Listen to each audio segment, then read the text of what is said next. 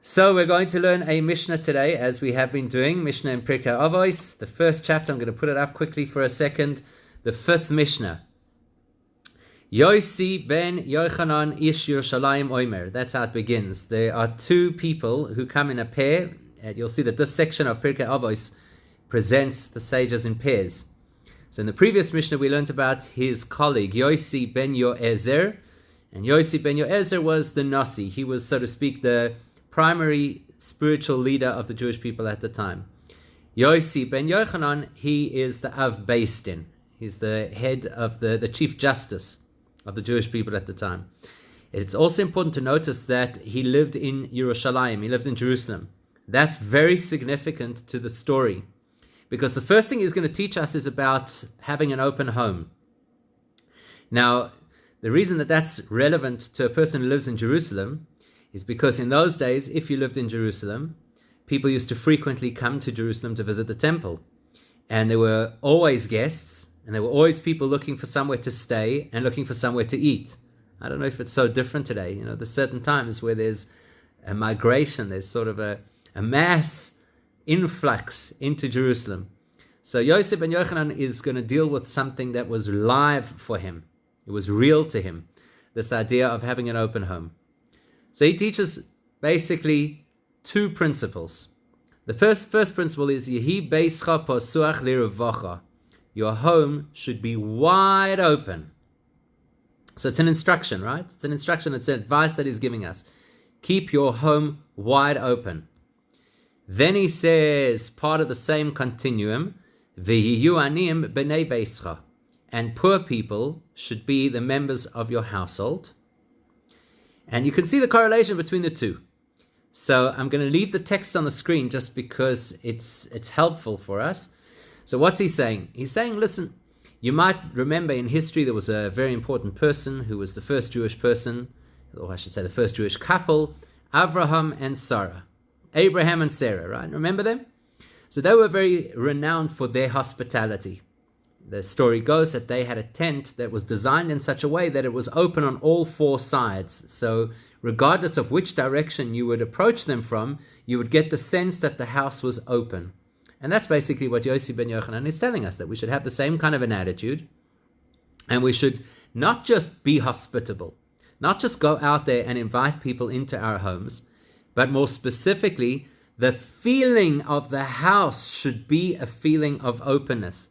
You know, sometimes you go to a person and they make a big deal about inviting you, but when you're there, you feel you have to stand on ceremony and certain things are off limits. Don't go into the formal lounge. Don't touch that furniture. Mind your P's and Q's. You're kind of walking on eggshells. And what he's saying over here is something really different. He's saying that what you've got to do is you've got to have this pasuach lirvacha. Your home should feel open. I think we'll all agree that there's a big difference between actually having people in the home and creating a feeling of openness. That all, of course, goes with the view that what he's telling us is an instruction. He's telling us this is how you should behave. What you should do is you should ensure that your house is an open home.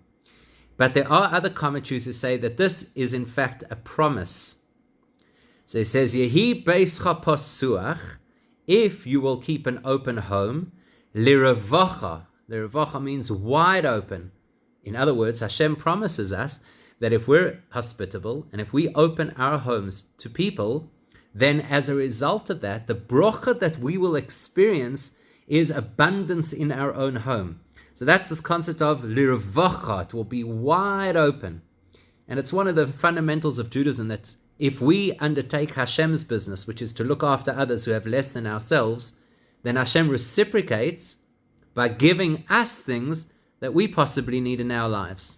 So that's the principle over here. You open your home, and I, Hashem says, I will expand the openness of your home. It means to say, I'll give you more capacity to be able to do this than what you yourself have. Incidentally, this doesn't only apply to physical tzedakah. Right at the beginning of the third book of the Torah, the book of Vayikra, we'll notice that the first word of Vayikra is written with the word Vayikra has an aleph at the end. And the aleph at the end of the word is diminished. So all the commentaries want to know why. And they offer different explanations why it's a small aleph. One of the explanations that is given is that Hashem tells us, if you open up for me, that means if you invite me into your life, if you open your heart, just a tiny little bit, like that miniature aleph, I will open up the relationship between us like the massive double doors that led into the main hall of the Beis HaMikdash, which were massive. They needed multiple people to be able to open them because they were so wide and heavy and tall. So it's the same kind of principle over here. You open your house a little bit, whether that be your physical home to guests, or whether that be your internal home, your mind and soul and heart. If you open that up, Hashem says, I will expand that opening and allow you to experience much more than what you had originally intended. Now that's how Hashem works. He always gives us more than we actually give away when we do what He wants. Now, He says over here, you should have this big open home. Many people are happy to have an open home as long as they can vet who comes into that open home. In other words, it's a nice theory to have an open home. It's great. But, there's a certain caliber of person who is the kind of person we like to have in our home. And then there are other people, we don't necessarily want them in our home. Maybe they don't have good manners. Maybe they're a bit disrespectful. Maybe they're not grateful. So we all have our rules about what kind of a person would we allow in our home. Therefore, he goes to the next point. He says, V'yiyu aniyim b'nei beischa, that poor people should be the members of your household. That means to say, you shouldn't reserve your hospitality just for people who are similar to yourself, but you should dafka make your home a place where people who are at a lower social standing than you are, and maybe even uncomfortable for you, they should feel as b'nei beischa, members of your home. Now, I think this happens a lot in society. We, as a Jewish community, we are an hospitable community. We're always having people over, very social. We have big Shabbos meals. We have big Yom Tov tables. But if we stop and think about it honestly, a lot of the time we keep moving in the same circles. People who we relate to, people who we have a relationship with, people who are in a similar social standing to ourselves, and others who we don't relate to so well, or perhaps are worse off than ourselves. We don't necessarily feel the same drive to invite them into our homes. So what Yossi ben Yochanan is telling us is something which is extremely relevant. And he knew this from experience, because who came to Jerusalem for the big holidays, for the pilgrim festivals? Who came to Jerusalem? Everybody, right? That included some of the most prominent members of the Jewish community and ordinary folk, and even the less than ordinary folk, the people who were maybe a little bit challenged or life had dealt them a difficult hand. So what happens is everybody's going to vie for the opportunity when the big migration comes on Pesach or Shavuos or Sukkot, and everybody's in Jerusalem. There's a little bit of a yichus contest that starts to happen. I want to have the prominent people. I mean, did you read the previous Mishnah? The previous Mishnah said that you should have Torah scholars in your house. Yihi beischa beis vad lachachomim. Your home should be a place where there's a congregation of Torah scholars. So that could prompt a person into thinking, you know what, that's actually where it's at. To get the creme de la creme, have the big scholars in my house, have the big machas in my house. Comes along Yossi ben Yochanan and he says, well, that would only be half the story, actually. The real chap is to have the poor people in your house. Those that nobody else wants to have. You should have them in your house. And some of the commentaries go so far as to say, when it says that they should be members of your house, it doesn't just say that they should be in your house, like have them over. Tick that box and say, I'm going to do my one chesed Shabbos of the year and have some difficult people over. But b'nei beischa, they should be members of your home. So some of the commentaries say what that means is that, as we know, the Rambam tells us there are different levels of tzedakah. The easiest kind of tzedakah is financial. In other words, you write a check, you make a donation, send an EFT, go onto an online site or whatever, and give your donation, and that's it. It's done. You don't have to interact with the people. You don't have to have anything to do with them. But the highest form of tzedakah, we're told, is to create an opportunity for somebody. The more modern business axiom for it is, teach a man to fish. Now, the Rambam rates that as the highest opportunity, the highest level of tzedakah that could possibly happen, which is where you throw somebody a lifeline. You don't just give them cash, but you actually give them the skills to work or possibly offer them a job. So the commentaries say, V'yiyu aniyim b'nei beischa means if you have to employ people, even if it's in your own home, rather employ the destitute of our own community before you go out and employ cheap labor. It's something which is extremely relevant. In fact, it's something which I think is on many people's minds at the moment, because in difficult times, it's quite popular for people to rally together and say, let's help destitute people. And that's correct. It is appropriate to do that. We have to be very careful not to run after the yichus of, I'm going to help the people who will get the headlines, and not to forget, b'nei beischa, the people who are members of your own home. On that note, some of the other commentaries say something which is really interesting, which maybe some people might have had as their personal experience. Don't know. You can tell us if you ever had this as your personal experience. I know people who will tell you that they grew up in a household where they knew that sometimes you don't sleep in your own bed. You sleep on the couch, you sleep on the floor, you sleep on a mattress. I know such people. Perhaps you know such people as well. And the reason for that is because the family had an attitude, the parents had an attitude, and that attitude was allow the poor people who come into your home to be so at home in your home that even your children become the poor people. That means to say the children have to give up their comforts. Often what happens to us is we say, I've got a spare room. I'll put a guest in the spare room if that's as much space as I have. And what Yosef ben Yochanan is teaching us over here is a really profound thought. Sometimes it's good to teach the kids to sleep in a spare room. Sometimes it's good to teach the kids to bring a mattress and sleep on the floor.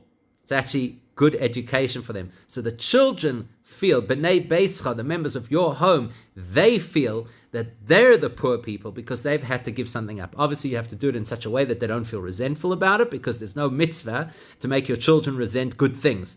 On the contrary, it should be something that they feel is part of their experience growing up and part of the richness of what they were taught as young people. So look at what he says over here. He says, it's not just a matter of handing out money or assistance, aid to people who need it. The chap is to make the people feel at home in your house. And as we saw right at the beginning, it's possible that some people will prefer to invite the big machas into their house and everybody else can kind of sit on the outside. They tell a story about the very famous Hasidic leaders, the two brothers, Reb Zusha of Anipoli and Reb Elimelech of Lizhensk.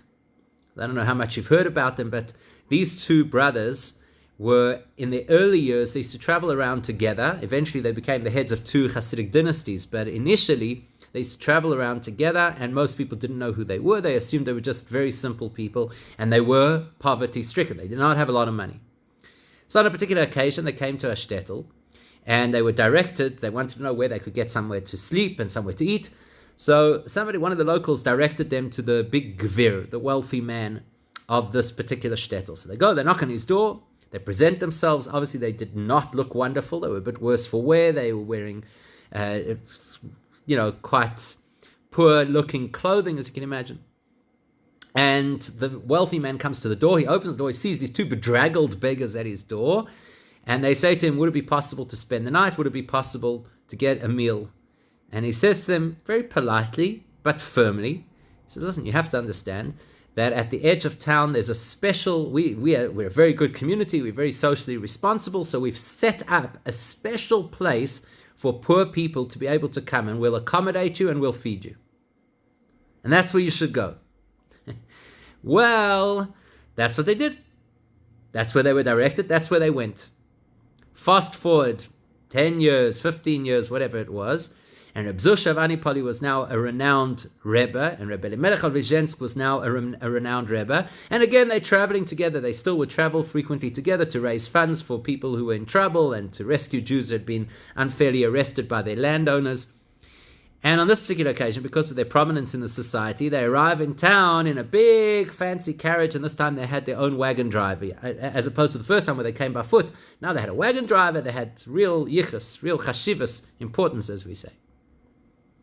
They go back to the same shtetl, And when they pull into town, the news obviously traveled ahead of them, and everybody says, "Yo, you know who's coming to town? The great sages, Reb Zusha and Reb Elimelech," and everybody comes flocking to greet them, to welcome them into the town. And of course, this wealthy man is right there in the front, elbows his way ahead of everybody, presents himself in front of the two Rebbes, and he says, "Please, I have a magnificent guest suite, and I'd love you to come stay in my house." And Reb Zusha and Reb Elimelech said to him, "Listen, last time we visited the shtetl, we stayed at the little hostel at the end of town, which is reserved for the itinerant beggars. And it was quite comfortable, and it worked for us then, and we were happy with it then. We're happy with it now as well. But our wagon driver, he'll take you up on the offer, and he's going to stay in your guest suite." So, of course, the fellow was a little bit aghast. "What do I need the wagon driver for?" He says, no, Rebbes, I want you to stay in my house, not the wagon driver." So they said to him, no. It's not us that you want to stay in your house. It's our prestige that you want to stay in your house. Because the last time we were here, you weren't interested in us. Now that we've climbed the social ladder and we're big deals, now you want us in your house. I got news for you. Our wagon driver is the symbol of our prestige. Let him stay in your house. And so there you have it. That's exactly what he's telling us over here, where he says your house should be open not only for those people who come with a whole nice entourage and a lot of prestige and you have bragging rights. Guess who stayed at me? The chap is to have the ordinary, and not only the ordinary, the so-called less than ordinary, the people who society looks down their nose at. That's who you should have in your house. So by the time you've read this part of the Mishnah, you understand that Yosef ben Yochanan is pushing us that we should be very magnanimous, that we should be very open, we should be very giving. It fits into what we learned right at the beginning of the chapter, that there are three pillars the world stands on. And one of those pillars is Gemilos Chasadim, absolute acts of kindness. So you look at this and say, okay, I'm supposed to be so kind. You are supposed to be kind, absolutely. And you're supposed to give of your space, of your money, of your time to people. You just have to be careful. Because the minute somebody becomes that magnanimous, somebody becomes that giving, every single positive trait potentially has the possibility of evolving into something unhealthy. Just earlier today, I was having this conversation with some colleagues on a WhatsApp group, and they were saying there's certain things that there's a borderline, a fine line between the healthiest version and the unhealthiest version. So for example, being generous, which is exactly what we're talking about over here, is of course a very healthy and valuable trait. It's good to be generous. There's a fine line between being generous and being careless. Often people will not budget. Often people will overextend themselves. Often people will splurge under the guise of generosity. That's the nature of human beings.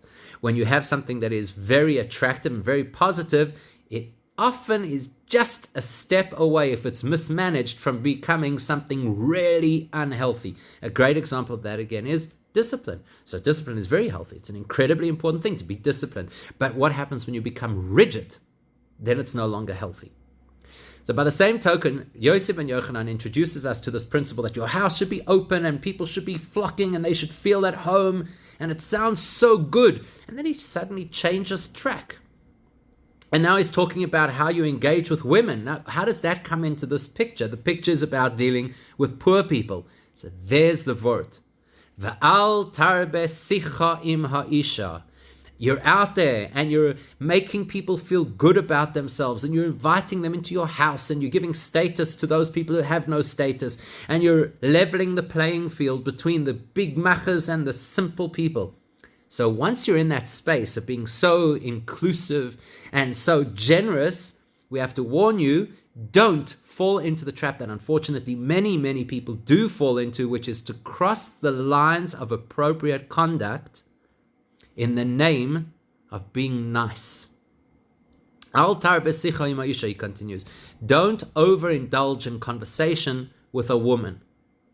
So before we go into the next part of the Mishnah, which people find a little bit disturbing, but before we get into that, what he's effectively saying to us is this. He says, listen, go out there, invite people into your home, do what you have to do to make them comfortable, that they feel like they're members of your household, but be very careful, because it's exactly in that social context that unfortunately people overstep the mark.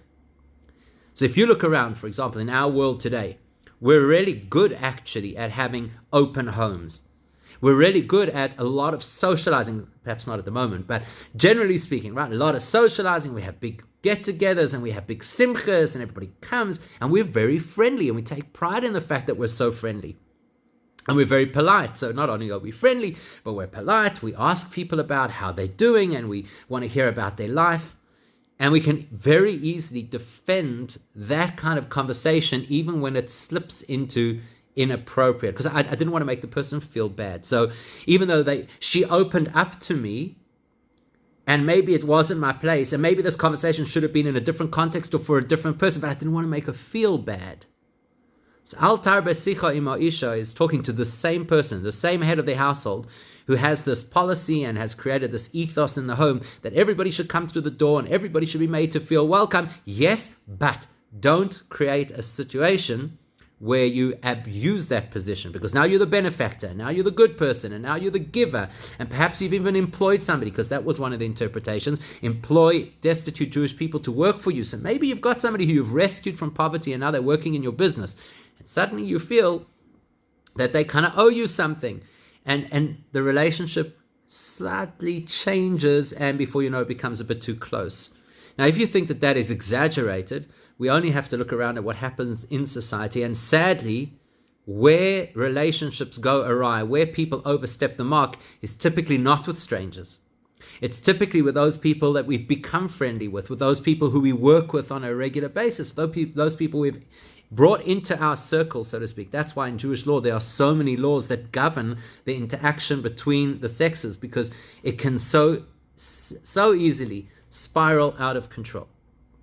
That's the one interpretation. There's another interpretation as well. The other interpretation is flip it around. Who says that this part of the Mishnah is talking to the balabos? Who says it's talking to the owner of the house, the host? Who says? Perhaps now we're addressing the guest. So you're now the guest, right? This fellow follows the advice of Yosef ben Yochanan. He has a big open home, and everybody comes through the door, including you. And now you're in that household. V'al tarbe sicha ima isha. Then there's a word of warning. Mr. Guest, you're going to feel that you want to go to the hostess and thank her, which you should. It's appropriate. Gratitude is a very big deal in Judaism, and it's an appropriate way to behave. Al tarbe. Notice over here, it doesn't say don't talk to a woman. That would be ridiculous. It says al tarbe sicha. Sicha is a particular type of talk. Sicha, we know that there's dibur, there's amira, there are various ways in Hebrew that you could talk about speaking. Sicha is small talk, chatter. And al tarbe means don't overdo, don't increase, don't make the focus of your interaction small talk. Yes, gratitude 100%. You want to engage in something that perhaps is a little bit important, meaningful, go for it. But sicha, just as we call it in today's world, making conversation, don't do that, especially if you're the guest. Why? Well, we want the guy to keep his doors open. We want him to have people in his house. And if he starts to see that the people that are coming to his house are chatting up his wife, well, then he's not going to want to have people in his house anymore. So out of respect and out of appreciation for the fact that here's somebody who's opened the doors wide and allowed you inside and made you feel at home and done all these wonderful things for you, out of respect, dafka, don't overstep the boundary with that man's wife. But as you continue the Mishnah, and Mishnahs do this, by the way, you can split it up into different sections and each one teaches us a lesson. So that is a standalone lesson, except that the Mishnah does not stop there. And this is where everybody gets a little bit nose out of joint, because then he continues and he says, Be'ishtoi amru. Actually, when it says that you should not overindulge in chatter, it's talking about with your own wife. Kal v'chomer be'eshes chaveiroi. And if that is true of your own wife, it is definitely true of somebody else's wife. I mean, obviously, if there are restrictions on how you talk to your own wife, it's going to spill over in how you talk to others. And according to some of the commentaries, that's the point. The point is that if you create a healthy protocol of what kind of conversation happens between you and your own wife, then for sure you'll have a healthy protocol when it comes to other people, because you'll know that those boundaries are more solid boundaries. So what does it mean then? Don't talk much to your wife. Can you imagine? Some women will say, yes, exactly, you should be listening. That's what the Mishnah is saying. Who are you to be talking? You should be listening. But actually what he's telling us over here, again, go back to that key word, sicha. Sicha is chatter. Sicha is superficial conversation. Al tarbeh, the majority of your interaction with your own wife should not just be sicha. Shouldn't just be, okay, well, how was your day? Did you buy this at the shops? Did the kids do their homework? That's not what it should be. There should be meaningful engagement. You know, I remember before we got married, there was somebody who said you should set up an opportunity. We did it till the first kid came along, but you should set up an opportunity to learn together on a daily basis. How many couples ever entertain the thought of learning together? So we do sicha, that's what we do. Small talk, come back. All your energy is invested in business. It's invested in your pals. It's invested in the mothers in the parking lot, or whatever it is. Eventually, you come back at the end of the day. What's left? Sicha. How was your day? Fine. What did you do? Nothing. Did the deal go off? Maybe tomorrow. Did the kids behave? You know what I mean? So, al tarbeh sicha ima isha. That the kind of conversation with your own wife should not be just flippant kind of stuff. There's a different explanation Rashi brings, and he says it's based on what's called Avos de Rabbi Nassan, which is kind of appended to Pirkei Avos. It says, you know what you've got to be really careful with your wife? Is the stuff that to you is sicha, but to her will become emotional. Men do this a lot. Men often just say something in passing, and once they've said it, it's gone. They don't even remember afterwards that they have said it. But the woman absorbs it, ingests it, and owns it. And then you could have damage. So, guy comes back from work and he says, oh, so-and-so, the boss, the accountant, my colleague, my partner, whatever, can't stand him. Again today he did whatever your pet peeve is. Now you've said it, it's done. What's for supper? Or what's on TV? Wife in the meantime is thinking, that's good for nothing. He does not appreciate what he has over there. My husband, if he would only know how much value he brings, how dedicated he is, and whatever. So what happens? She then goes and tells her friends, so-and-so, you can't believe how much tzoros he gives to my husband. Or worse, she goes to that guy's wife and says, you better tell your husband something. The way he treats my husband is no good. So according to the Avos de Rabbi Nassan, quoted in Rashi, Al tarbeh sicha im ha'isha, you know what it means? Don't spill all the things that are niggling onto your wife's plate. Because once they're on her plate, they're no longer just sicha anymore. They become things which are quite weighty and long-term. And then there's another commentary that says, Al tarbeh sicha im ha'isha, that sometimes the Mishnah will use phrases in a euphemistic way. And when it says sicha, actually what it means is innuendo. You know, there's certain conversations that should be only between a couple. It's not for anybody else. Flirtatious way of speaking, different innuendo, that's between you and your wife. The Gemara tells us that when a person eventually, after 120 years, has to give an accounting on high for their life, one of the things they will have to account for is those conversations. Why? Because you should never objectify your wife. Don't make your sicha al tarbeh sicha. There's certain times when it's appropriate. There's certain intimate moments when it's appropriate to talk in a particular way. And that's not only in the height of intimacy. There's certain times that are perhaps, just here and there. It's good to give that kind of expression, to show that kind of passion. But al tarbeh, don't make that what the whole relationship is about. Constantly throwing these things out, possibly even in front of other people, which would be inappropriate. And he wraps it up by saying, Mikan amru chachamim.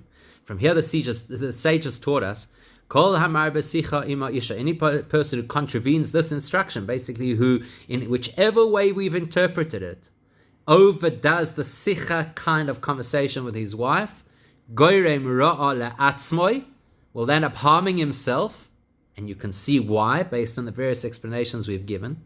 Or boitel midivrei Torah, and will waste time that he could have invested in Torah study because he's so busy having these meaningless or throwaway or innuendo conversations. And as a direct result of that, because the person hasn't invested in more meaningful things, v'soifo yoresh gehenim, the end result is that his just desserts will be served up to him in Gehenim, which doesn't have a good translation in English, even though they call it purgatory. So I don't think anybody should take a lesson out of this to say, that's it. Come home to your wife and say, we're not talking anymore. I read a Mishnah and it says we don't talk. The purpose is, keep the talk meaningful. Invest in meaningful conversation with your own wife. I think it's really good Shalom Bayis advice.